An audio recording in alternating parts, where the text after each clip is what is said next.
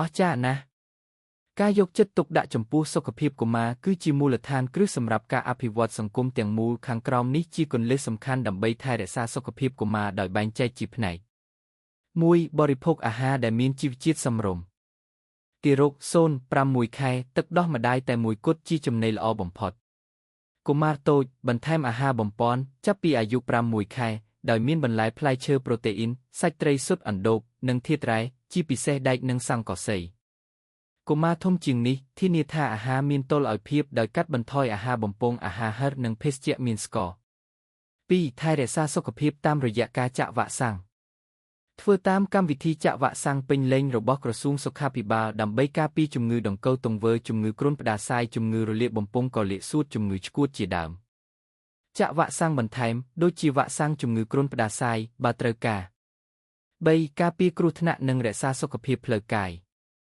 ការពារគ្រោះថ្នាក់ការពារកុមារកុំឲ្យធ្លាក់ពីទីខ្ពស់ការពារក្នុងពេលជិះរថយន្តកៅអីសុវត្ថិភាពសម្រាប់កុមារការពារកុំឲ្យលេចចិត្តស្នៀតនិងថ្នាំពុល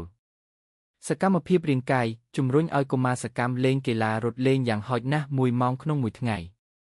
គេងឲ្យបានគ្រប់គ្រាន់កុមារតូចត្រូវការគេង10-14 ម៉ោងក្នុងមួយថ្ងៃអាស្រ័យលើអាយុ 4. សុខភាពផ្លូវចិត្តនិងសង្គមផ្ដល់សេចក្តីស្រឡាញ់ការយកចិត្តទុកដាក់និងការគោរពពីគ្រួសារលេងជាមួយកូននិតណានិងអានរឿងឲ្យកូនស្ដាប់ដើម្បីជំរុញការអភិវឌ្ឍទាំងផ្លូវចិត្តផ្លូវកាយនិងផ្លូវអារម្មណ៍ជួយកុមារឲ្យរៀនសម្របខ្លួនទៅនឹងសង្គមនិងមិត្តភក្តិ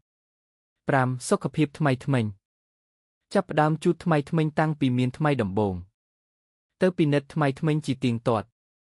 កាត់បន្ថយការបរិភោគបង្អែមនិងភេសជ្ជៈផ្អែម 6. ការត្រួតពិនិត្យសុខភាពជាទៀងទាត់ទៅពិនិត្យសុខភាពតាមការកំណត់សម្រាប់តាមដានការលូតលាស់និងអភិវឌ្ឍពិនិត្យភ្នែកត្រចៀកនិងវាស់សម្ពាធពិនិត្យប៉ារ៉ាស៊ីតដូចជារពកជាពិសេសសម្រាប់កុមារដែលស្ថិតក្នុងជនបទឬស្រុកស្រែចម្ការ